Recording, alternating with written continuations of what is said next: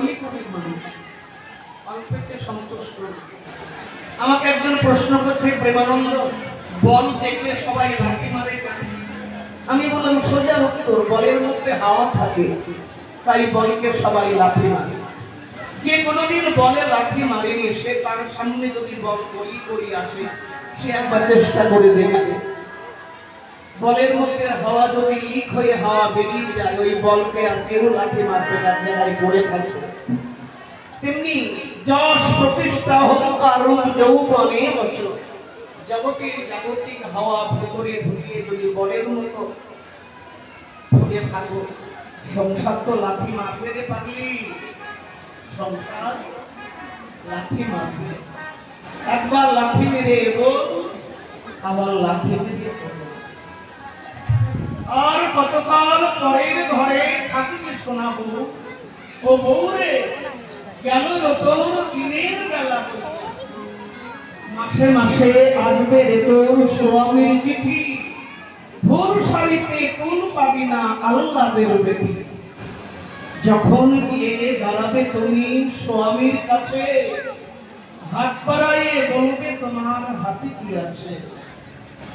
সেখানে খালি হাতে থাকতে দেয় না, উপায় করি কি, আবার ঘুরে আসতে হবে, কাটতে হবে জি।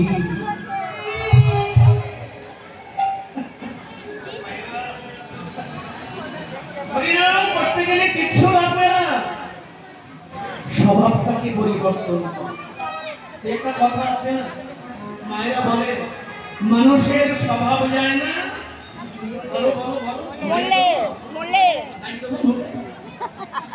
মানুষের স্বভাব যায় না মরে, আর কয়লার কালি যায় না ভুলে। কিন্তু এই কথাটা কি শাস্ত্রের কথা? আপনাদের আশীর্বাদে কিছু তো শাস্ত্র ঘটি, শাস্ত্রে তৈরি কথা বলা, কথা বলে কীর্তন করছে। কয়লার কালি যায়, কয়লার কালি যায়, যদি আগুনে পুড়ে ছাই, মানুষের স্বভাব দূরে যায়, সে যদি সাধু সঙ্গ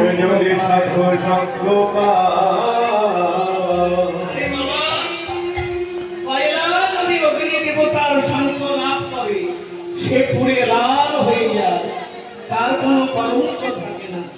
আর আমাদের স্বভাবের পরিবর্তন তখনই হবে, কখন? যখন আমরা সাধু সঙ্গ লাভ করব।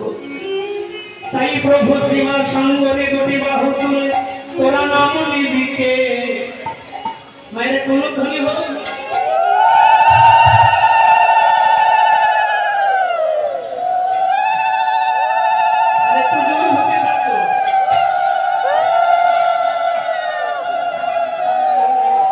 বেশি জোর দিও না।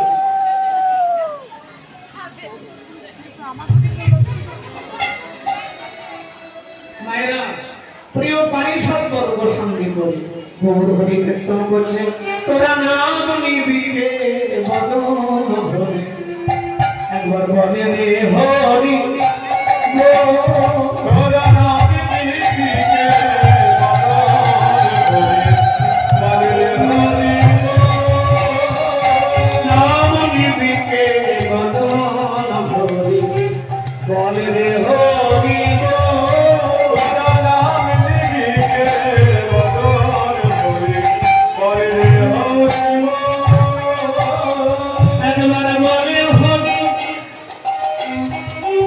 একবার বলে হরি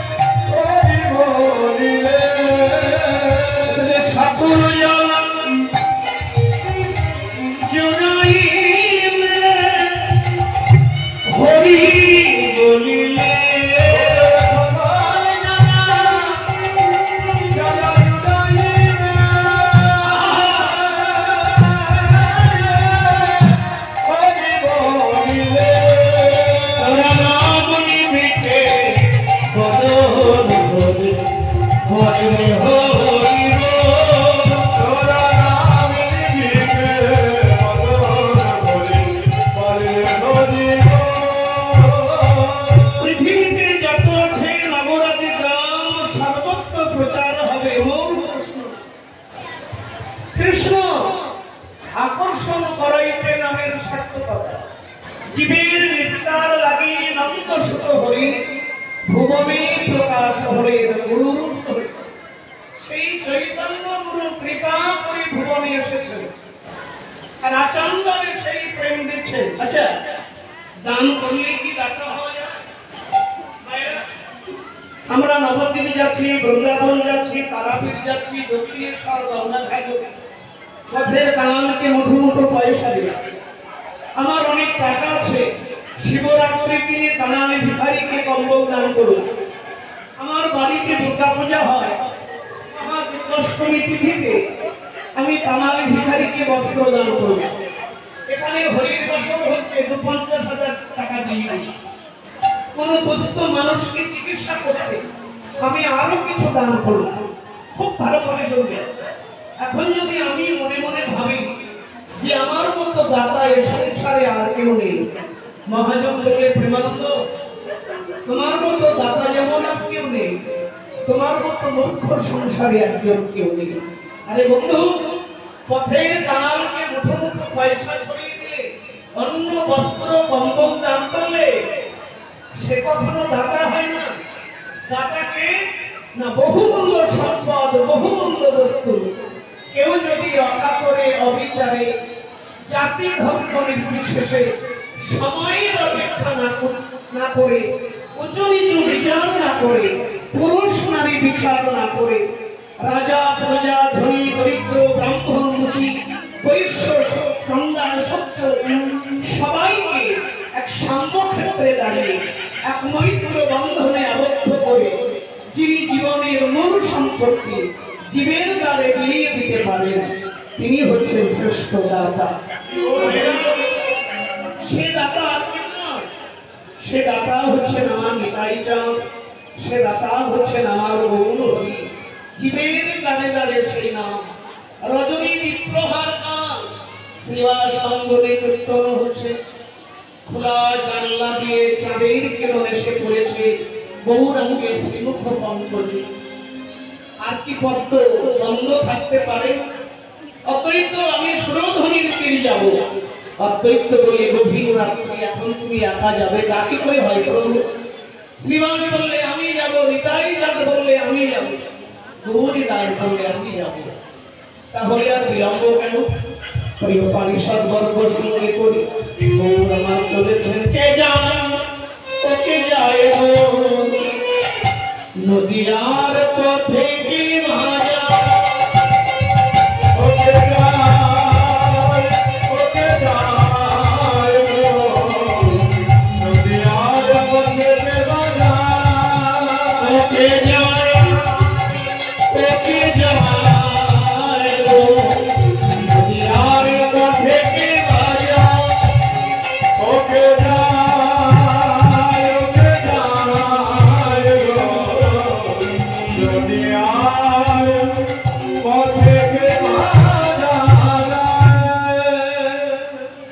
পথে চলেছেন ভাবাবেশে দুটি বাহু তুলে হরিবোল বলতে বলতে প্রভু আমার নদিয়ার পথ দিয়ে চলেছেন সুরধনীর তীর। ভাগ্যবতী সুরধনীকে দর্শন করে যমুনা, আরে যমুনা, সুরধনী চিন্তা করছে ব্যাপারটা কি? নিমাই পণ্ডিত আজকে আমাকে যমুনা যমুনা বলেছে আর বলছে আমি তো সুরধনী, আমি তো যমুনা নই। বুঝেছি, বৃন্দাবনের ভাব। সচিব ছেলে নিমাই পণ্ডিত যদি আজকে কৃষ্ণ হতে পারে তাহলে আমি যমুনা হতে পারবো না। সুরধনী ভাবাবেশে উল্পুলতানে উজান বয়ে চলেছে, গৌর ডাকছে যমুনা একেবারে কথা বল যমুনা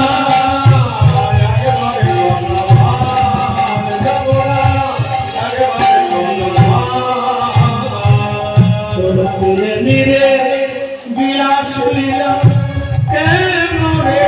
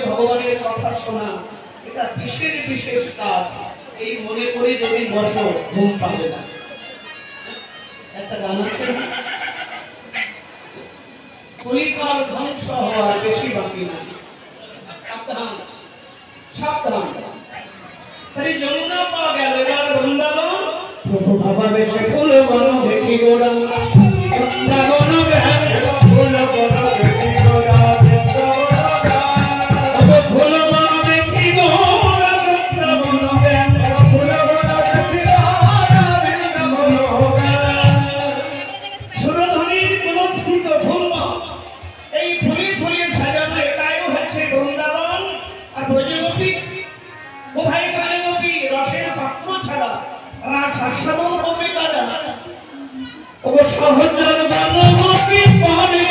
অনুমান সহচর গণগোপী করে অনুমান সহচর গণগোপী করে অনুমান সহচর গণগোপী করে অনুমান এরাই কারা এরাই কারা এরাই কারা এরাই কারা বলছে গোরা এরাই কারা বলছে গোরা এরাই কারা ব্রজ ছেড়ে নদী এলো বলছে গোরা এরাই কারা সুরধনীর পুনঃস্থিত ফুলবন এটা হচ্ছে বৃন্দাবন। আর আজকে মহকীয় হরি প্রাঙ্গণে এই প্রচন্ড গরমের মধ্যে যারা ভগবানের আশীর্বাদ সঙ্গে বলে বসেছেন এনারাই হচ্ছে ব্রজগোপী। আচ্ছা এনারাই তো ব্রজগোপী, কিন্তু যারা বাড়ি চলে গেছে তারা কারা? যারা এখানে বসে আছে এনারাই হচ্ছে কারা? আর যারা সন্ধ্যাবেলা এসে ভিড় জমিয়ে ফুচকা এটা সেটা খেয়ে বাড়ি চলে গেছে তারা কারা? তোমরা জানো তারা কারা? আমি বলবো রাগাবে না বলে তার কাটা যারা, যাদের তার কাটা তারা চলে গেছে এমন একটা রাসলীলা কেউ হাতছাড়া করে। তার কাটা তাহলে আজকে হরির বাসরে যারা বসেছেন তারা ব্রজগোপী এই বৃন্দাবন। তাহলে আর রাসলীলার বিলম্ব কেন? হরি মুকুন্দ একসঙ্গে ভাবাবেশে কীর্তন হচ্ছে। ফুল করো তাহলে গরু তুমি লুকোবে ও গো ফুল করো তাহলে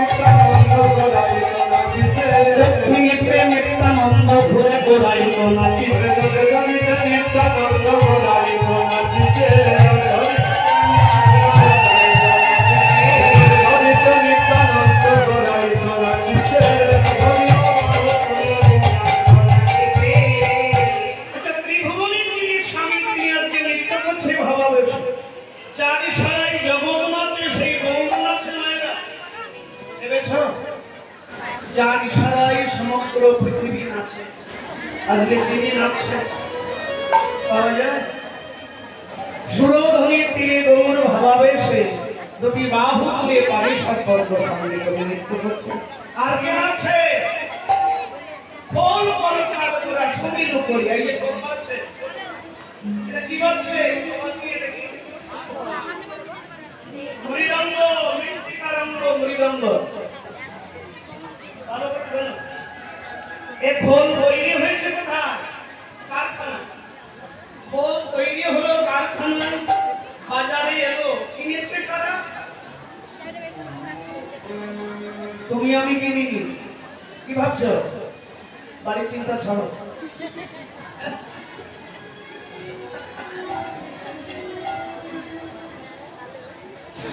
খোল কারখানায় তৈরি হলো, বাজারে এলো, কিনেছে কারা?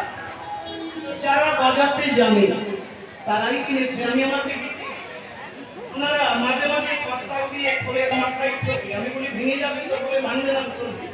আমাদের অভ্যাস আছে খোলের কান দিতে হবে, কান। খোল কারখানায় তৈরি হলো, বাজারে এলো, কিনেছে কারা? যারা বাজাতে জানে। তেমনি তোমার আমার এই দেহটা তৈরি হয়েছে ভগবানের ফ্যাক্টরিতে, পিতামাতার মাধ্যমে সংসার বাজারে এলো। এটা যদি একবার গরুর হাতে পড়ে যায়, এটা যদি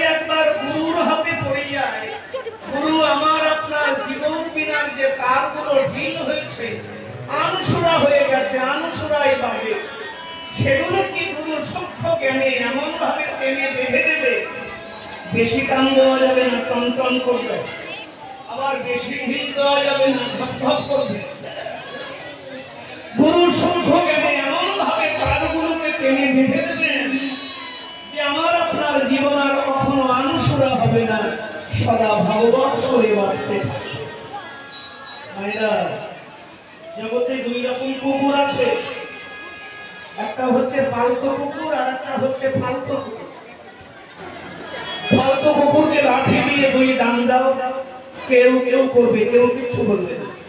আর কারো বাড়ির ফালতু কুকুরকে আঘাত করো, কেস কিন্তু থানায় যেতে পারে, কীর্তনিয়া বলে দেবে, গুরু বলে দেবে এই সংসারে এসে কি তোমার কাজ, কি করবে, এটা তোমার দায়িত্ব, মনে রেখো, এখানে থাকতে পারবে না।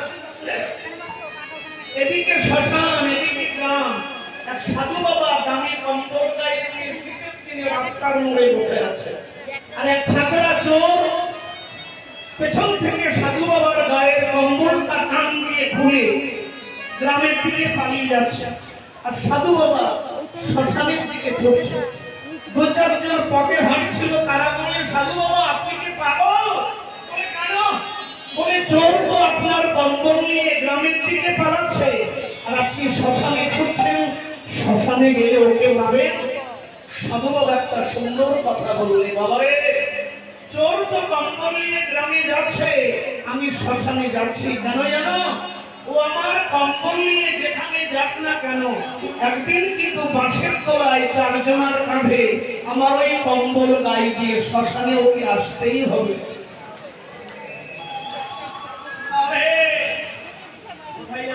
তোমাকে আমাকে চলতে, এটাই তো জীবন। কেউ থাকতে পারত না, ভাড়া ঘরে থেকে এত শিল্পীর বড়াই কেন? এসব জীবন বিনা কারগুলোকে সুন্দর করে দেবে, যাতে জীবন কান সুরা না হয়, সদা ভগবান সুরে বাজে। তাই প্রভু ভাবাবেশে খোল বড় তাল নিয়ে আজকে ভাবাবেশে কীর্তন করছে, খোল বাজছে, তাকে ভি তাকে ভি তাল তাল বসে তাল তাল তাল খাও না, ভাদর মাসে তালের বড়া, তালের পিঠে, তাল গোলা। আমি দেখলাম আমাদের সুন্দরবন, আমার নিজের জন্মভূমিতে ঠাকুরমা শনিবার কিংবা মঙ্গলবার পড়লে পানের বাটা হাতে নিয়ে তালতলায় গিয়ে বসত।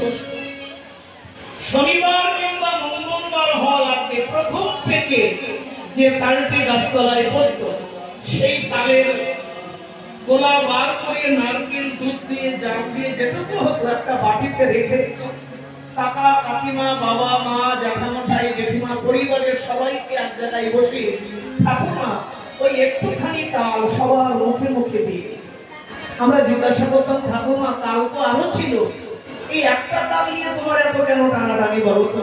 ঠাকুরমা বলতেন, শোন, ভাদ্র মাসে শনিবার কিংবা মঙ্গলবার গাছ থেকে পেকে প্রথম যে তালটি মাটিতে পড়বে, সেই তালের গোলা বার করে নারকেল দুধ দিয়ে জাল দিয়ে পরিবারের সবাই যদি এক জায়গায় বসে খায় বা সেবা করে, সংসারে কেউ বেতাল হয় না, সবে এক তালেই থাকে। আমি সে তালের কথা বলছি, এটাও বড় সাংঘাতিক তাল, এটাও জানলে